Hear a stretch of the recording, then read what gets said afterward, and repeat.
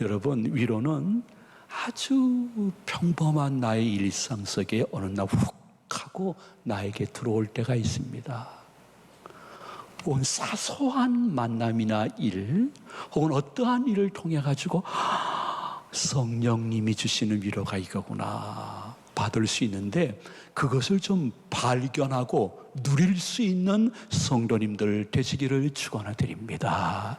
그래서 가족끼리 이야기할 때에, 혹은 가끔 만나는 교인들과 아주 잠깐의 대화였지만은, 혹은 내가 사회생활하면서 자주 가는 그곳, 혹은 회사, 혹은 학교, 그 공장에서 그분과 잠시 대화를 나눴는데 내 마음속에 위로의 나비가 날아오고, 그것이 내 마음속에 금방 떠나지 않아서 꽃이 피고 열매 맺을 수 있다면, 코로나19 어려운 삶도 넉넉히 이겨낼 수 있는 것은, 위로는 엄청나게 우리에게 절실한 은사이기 때문인 것입니다. 그래서 사도 바울도 정말 위로가 필요했습니다. 그런데 별것 아닌 것 가지고 엄청난 위로를 지금 받고 있습니다. 여러분, 고린도후서 7장 5절 이하를 우리 한번 다 같이 봉독하도록 합니다. 우리가 마게도냐에 이르렀을 때에도 우리 육체가 편하지 못하였고, 사방으로 환난을 당하여 밖으로는 다툼이요 안으로는 두려움이었노라. 그러나 낙심한 자들을 위로하시는 하나님이 디도가 오므로 우리를 위로하셨으니 아멘. 사도 바울과 그 일행들이 복음을 전하기 위해서 이 동네 저 동네 다니면서, 우리식으로 얘기하면 예수천당, 불신지역 외치는데, 사랑과 환경을 통해서 겹으로 아픔과 고난을 당해서 굉장히 마음이 상실되었을 그때였습니다. 근데 아버지 하나님께서 바울을 어떻게 위로했냐 하면, 디도를 바울 일행에게 오게끔 해가지고 위로해 주시는 거예요. 디도가 무슨 위로가 될 수 있을까? 디도는 바울에게 주님 사역할 때에 굉장히 어떤 의미에서는 의지할 정도로 자신의 사역이 아니라 주님 사역에 그렇게 적극적으로 동참하고, 그리고 기뻐하고, 그리고 배신하는 모습이 보이지 않았던 거예요. 야, 이런 제자만 있었으면 참 좋겠다 하는데, 아주 힘든 그때에 소식이 날라온 거예요. 그 소식을 듣고 디도가 온답니다 하니까, 디도가 온다는 그 하나 가지고 엄청난 위로를 받고 있는 바울의 모습이 어쩌면 우리들의 모습과 비슷할 것입니다. 여러분이나 저나 다 위로가 필요합니다. 여러분, 가족 가운데 어느 가족의 한마디, 한 눈빛을 통해서 위로를 발견하고 그것을 누리고 감사할 수 있는 영성이 계시기를 축원드립니다. 여러분들이 자주 만나는 사람들이나 혹은 교회나 사회 환경 속에서 믿는 분이든 믿지 않는 분이든 상관없습니다. 위로는 찾아서 발견해서 내가 오랫동안 누리며 감사하는 것이 신앙인의 덕목인데, 자주 만나는 환경이나 사람 속에서 무심코 스쳐가거나 늘 기적거리 혹은 불평거리, 그거를 먼저 발견해서 말하지 말고, 정말 저 표정, 저 말 한마디에 내가 위로를 받네 하면서 위로를 받고, 발견한 그것을 가지고 누리고, 그리고 감사하면서, 여러분, 정말 기독교인의 멋진 모습은 내가 받은 위로를 나와 비슷하게 고난과 아픔을 당하고 있는 사람들에게 먼저 나누어 줄 수 있는 은사, 그것이 여러분들이 기독교인과 비기독교인의 엄청난 차이인 줄 알고, 위로를 나눌 수 있는 은사를 받으시는 제 가족들 되시기를 예수님의 이름으로 축원드립니다. 여러분, 어떠한 것으로 지금 위로를 받고 계십니까? 나의 일상 속에 사소한 일이 반복될 때에 여러분들은 불평과 불만을 더 발견해서 그것을 터뜨리는 것이 위로받는 일이십니까? 아니면 커피 한 잔을 나 혼자 마실 때도 혹시 성령님이 주시는 위로와 평강을 받으시는지요? 내가 오랜만에 찬송가를 한 곡 집에서 혹은 차 안에서 불렀는데 거기서 성령님이 날 위로해 주시는 음성을 혹시 들어보셨는지요? 내가 잠언이나 시편을 읽고 있었는데 그 가운데서 하나님이 나에게 어쩌면 평생 잊지 못할 위로의 음성을 주어서 내가 지금까지도 이만큼 기본적인 신앙이라도 짓고 있다고 고백하고 계시는지요? 여러분, 어느 날 감당하기 힘들어서 내가 오랜만에 아버지 하나님께 1:1로 아무도 없을 때 큰 소리로 기도하지도 못하고 적은 소리로 잠깐 기도했을 때 성령님이 나에게 주시는 위로를 발견해 보셨는지요? 어떤 분이 그러시대요. 너무너무 어떤 사람 때문에 계속 힘들었는데 그 사람을 피할 수도 없는 상황인데 한 번 만나기만 하면 3시간, 4시간을 막 퍼부어대는데 감당할 수가 없어 기도하는데 성령님이 자신에게 위로를 해주더래요. 야, 그 사람은 너한테 미꾸라지야. 그 사람은 너한테 미꾸라지야. 너 지금 모든 게 많이 편안하잖아.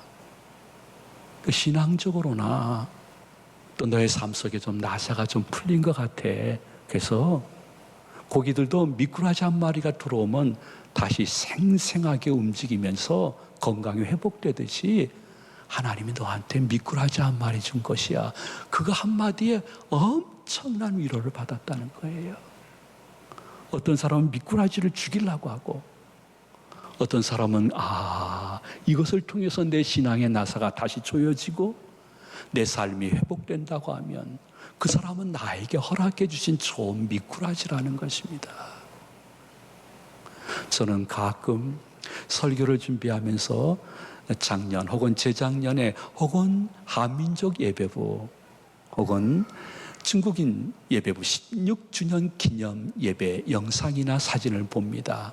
보면서 중국인 예배부가 이렇게 모일 때가 있었나? 그러면서 그 사진을 보면서 저는 위로를 받습니다. 아버지 하나님, 이 환난과 어려움이 끝나게 되어지면 그동안 어려움 속에서 사장님 때문에 나오지 못했던 중국인들이 나오게 됐을 때 당자처럼 돌아오는 중국인들이 이만큼은 될 줄로 믿습니다. 저는 한국인 교인들의 영혼 구원도 중요하지만은 중국인들 본토에 들어가면 영혼 구원 기회를 거의 다 잃어버리는데 이 한국에서 일하는 동안에 우리 교회를 통해서 예수님을 알고 영혼 구원의 은혜가 폭발적으로 일어나는 회복의 때가 있을 줄로 믿습니다. 하면서 저는 솔직한 얘기지만 그 사진들 영상을 보면서 낙담하지 않고 위로를 받습니다. 여러분, 다시 말씀드립니다. 삶은 내가 키를 잡고 있습니다.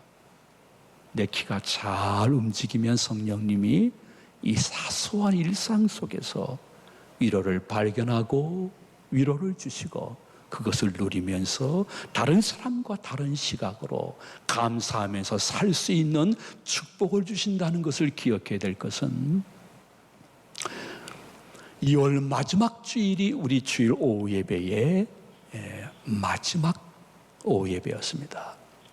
그로부터 긴 시간을 지나면서 3월 초순이 되어지고 3월 중순 말기가 되어지는데 마음속에 묵상하는데 무슨 생각이 드는 거 아니? 우리 교회 꽤 큰 식당이 아닙니다. 작은 식당을 경영하는 사람들이 눈에 좀 밟혔습니다. 얼마나 힘들까? 얼마나 힘들까? 그래서 많이 가게 되면 덕이 안 되기 때문에 몇몇 시무교역자들과 이렇게 시간을 정해가지고 여덟 개의 작은 식당을 한번 신방을 갔습니다. 가고 축복 기도를 하셨습니다. 드렸습니다. 물론 여러분들 이상한 생각하지 마십시오. 돈 다 냈습니다. 네, 돈 다 냈으니까 이상한 생각하지 마십시오. 안 받는다는 것 억지로 줬습니다. 근데 한 권사님이 운영하는 작은 식당에 갔는데 권사님이 그러는 거예요. 아유, 목사님, 지금 이게 얼마나 신천지 때문에 난리인데 우리 가게까지 오십니까? 고맙습니다. 고맙습니다. 하시면서 하시는 말씀이, 저는요, 도리어 위로를 받고 있습니다.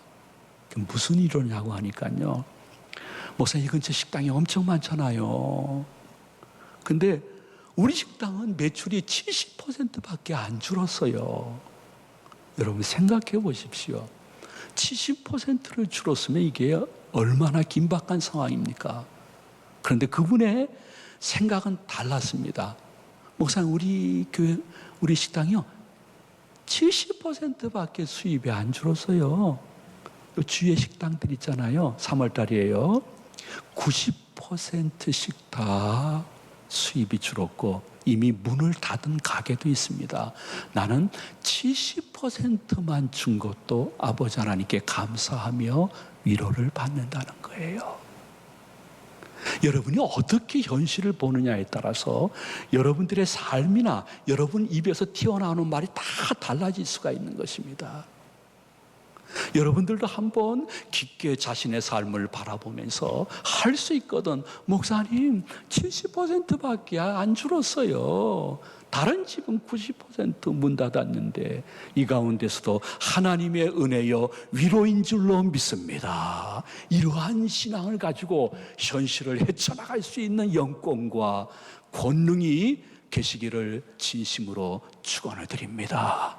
이러면 여러분 삶 속에 원망이나 불평이나 혹은 비판의 바이러스가 들어오려고 하다가 아이고 이분은 안 되겠네 하고 도망친 증거를 보면서 아유 우리 아빠가 바뀌었어, 우리 엄마가 아유 우리 아들이 바뀌었네, 그렇게 은혜를 받으며 자신이 받은 위로의 영을 다른 사람들에게 전달할 수 있으면 사도 바울과 일행도 이 코로나19 어쩌면 그 이상으로 혹독한 시절을 보내고 있었습니다. 여러분이 한번 본문 4절을 다 같이 봉독하도록 합니다.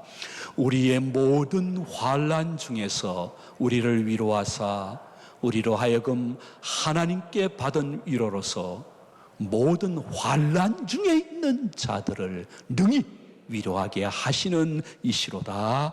아멘. 사도 바울과 그 일행이 당한 환난은 무엇일까요? 사도 바울은 순회하면서 선교했습니다. 근데 굉장히 구원받을 사람이 없을 것 같았던 고린도 지방에 복음을 전했는데 고린도 교회가 설립된 것이에요. 야, 하나님의 능력은 한이 없고 무한하구나. 거기서 그들에게 모든 하나님의 말씀을 기초적으로 선포한 후에 평신도 지도자에게 맡기고 다시 순회를 떠났는데 기독교와 전혀 율법을 강조하는 유대교 종교 지도자들이 고린도 교회 안에 들어와 교인들을 이제 흔들기 시작한 거예요. 흔드는 방법은 이런 것입니다. 여러분이 믿고 있는 사도 바울은 정식 신학교 나온 사람이 아닙니다. 야매입니다. 가짜입니다. 예수 그리스도께서 십자가에 돌아가시고 3일 만에 부활하시고 40일 만에 승천하신 모습을 본 적이 없는 사람이 자칭 사도라고 합니다. 저건 짝퉁입니다. 그를 신뢰하거나 그와 연락하지 마십시오. 이것을 아주 유대 종교 지도자들이 지혜롭게 이야기를 한 거예요. 그러니까 고린도 교인들이 진짜 맞네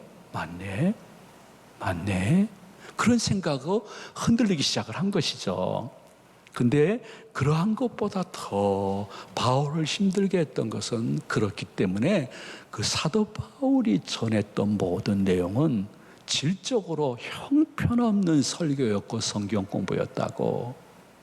이게 예수님 한 분만으로 되는 것이 아니라 동시에 율법을 지킴으로 말미암아 영육의 구원은 완성되는 것이라고 하면서 바울의 성경적인 설교에 대해서 계속 비화하니까 고린도 교회 교인들이 이건 뭐지? 그럼 저 유대 지도자들이 정통이고 사도 바울과 일행은 짝퉁이라는 거 아니야? 이것이 온 교회에 소문이 나서 교회가 한 개, 두 개, 세 개, 네 파로 갈라지면서 서로 마음 상하면서 서로를 비난하고 그리고 막 저주하면서 고린도 교회가 네 파로 나뉘어진 거예요. 그 모습을 보니까 얼마나 괴로운데, 세상에 지금도 그렇지만 그 당시에는 사도 바울과 일행들이 거리에서 전도를 하게 되어지면 그 지방의 이방 신상을 섬기는 사람들의 핍박과 동시에 그때는 철학자들이 너무 많았습니다. 하나님을 배제한 철학자들의 비이성적인 공격을 당하면서 매일매일 자신의 몸이 바늘로 찔리는 것처럼 고통을 당하게 되어지자 나는 이제 사형 선고를 받은 사람처럼 너무 힘들다고 8절 이하에서 이렇게 고백하고 있습니다. 우리 한번 다 같이 봉독합니다. 형제들아, 우리가 아시아에서 당한 환난을 너희가 모르기를 원하지 아니하노니 심에 겹도록 심한 고난을 당하여 살 소망까지 끊어지고 우리는 우리 자신이 사형 선고를 받은 줄 알았으니 아멘. 근데 어떻게? 누구 때문에 바울과 그 일행이 위로를 받고 세임을 얻습니까? 그럼에도 불구하고 그들이 나뉘어졌으나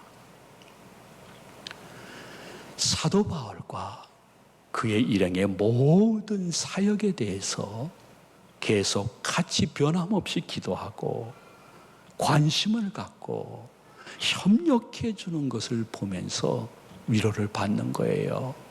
나누어진 것은 성령님의 때가 차게 되어지면 다시 성령의 강권하심으로 말미암아 하나 되는 기회가 있을 것이지만은 어찌여 이러한 상태에서도 우리의 순회 선교에 대해서 끝까지 기도해 주시고 관심과 물질적으로 협력하는 고린도 교회를 보면서 그냥 엄청난 위로를 받는 장면이 6절에 기록되어 있습니다. 우리 한번 다 같이 6절을 봉독합니다. 우리가 당한 너희가 위로와 구원을 받게 하라. 우리가 위로를 받는 것도 너희가 위로를 받게 하려는 것이니 위로가 너희 속에 역사하여 우리가 받는 것 같은 고난을 너희도 견디게 하느니라. 아멘. 피차간의 위로자가 된 거예요. 그러면서 그들도 가만히 보니까 죽을 고생을 하고 있는 바울이 그리고 나뉘어진 우리들의 모습을 보면서도 어쩜 이렇게 계속해서 변함없이 은혜와 평강을 선포하고 눈물로 우리들을 위해서 기도해 주시는가? 이런 지도자가 있으면 우리의 신앙생활은 다시 회복되어질 수 있고 우리는 다시 위로를 받고 하나 될 수 있는 줄로 믿고 사도 바울의 그럼에도 불구하고 은혜와 평강을 비는 모습에 감동을 받은 거예요. 우리 다 같이 1절을 봉독하도록 합니다. 하나님의 뜻으로 말미암아 그리스도 예수의 사도된 바울과 형제 디모데는 고린도에 있는 하나님의 교회와 또 온 아가야에 있는 모든 성도에게 하나님 우리의 아버지와 주 예수 그리스도로부터 은혜와 평강이 있기를 원하노라. 아멘. 그러면서 피차간에 위로하고 위로받다가 무엇을 깨닫게 되었는고 하니 주님의 몸된 교회와 복음과 복음 전파와 그 복음을 전파하는 분들과 내가 혹 고난을 같이 받는다 하면 이것은 예수 그리스도의 십자가에 남은 고난을 내 육신에 채우는 영광이라고 고백하는 장면이 성경에 기록되어 있습니다. 우리 한번 다 같이 봉독하도록 합니다. 하나님께서 우리들에게 주시는 말씀 중 제가 밑줄을 안 쳤을 가능성이 굉장히 많습니다. 저분들이 안 띄울 분들이 절대로 아닙니다. 하나님의 말씀을 마치도록 합니다. 여러분, 코로나19로 말미암아 여러분들도 혹은 영상 예배 드리면서 본당 예배 드리면서 이거 우리 교회 본 모습 아닌데 하면서도 여러분 염려하고 계실 것이에요. 그러지 마세요. 우리 교회 교인들이요, 일부 교인들은 지금 예배를 안 드리지만 대부분의 교인들은 혹은 본당 예배 혹은 영상 예배를 지금 드리고 있어요. 그리고 대부분의 교인들은 지금이 더 위기, 작년보다 더 교회가 위기라는 것을 아시면서 나름대로 기도 더 많이 하시고요, 변함없이 교회 사랑하시고 주중에도 교회 사랑하는 표시를 조용히 와서 하시고요, 헌금도 지금 교회가 위기일 텐데 재정적으로 열심히 하고 계세요. 그러면서 우리들이 서로 한 가지 눈에 보이지 않지만 분명히 보이는 것이 있습니다.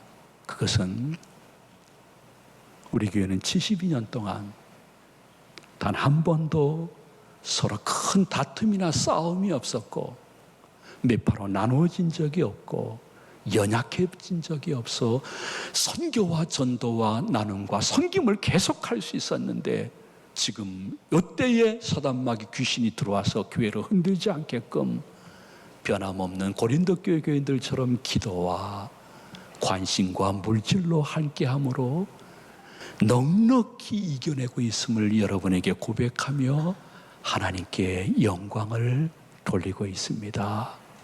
본문에 보게 되어지면 사도 바울이 짧은 구절 속에 환난과 고난이라는 단어를 8번 기록하고 있습니다. 그런데 위로와 평강이라는 단어는 11번이나 반복적으로 기록하고 있습니다. 성경 어느 곳을 보더라도 짧은 9절 속에 이러한 단어가 반복적으로 기록되는 성경은 단 한 군데도 없습니다. 무엇을 강조하고 있는 것입니까?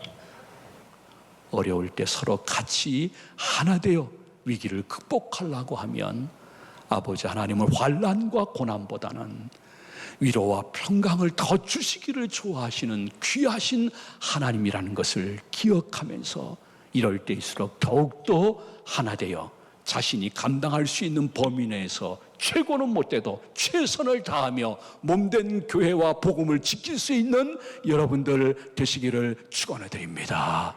우리는 가끔 꽁보리밥집에 가서 김치 한 가지 가지고 먹습니다. 그거 옛날에 보릿고개 넘길 때 너무 먹기 힘들었던 것이었습니다. 근데 지금은 추억으로 먹습니다. 사랑하는 성도 여러분, 여러분들이 언젠가 이 코로나19의 아픔이 지나간 후 이 과정을 거치면서 내가 그래도 제2교회 교인으로서 최고는 못돼도 최선을 다했다는 그러한 추억과 간증이 있었으면 좋겠습니다.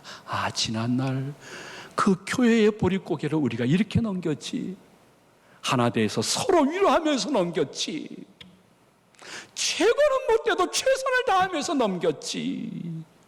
서로에게 위로하고 간증이 되는 것뿐만이 아니요, 내 후손에게 좋은 교회를 넘어서 위대한 교회를 남겨주고 주님 부르실 때에 천국으로 입성할 수 있는 믿음의 모든 식구들 되시기를 주님의 이름으로 축원을 드립니다. 축복합니다.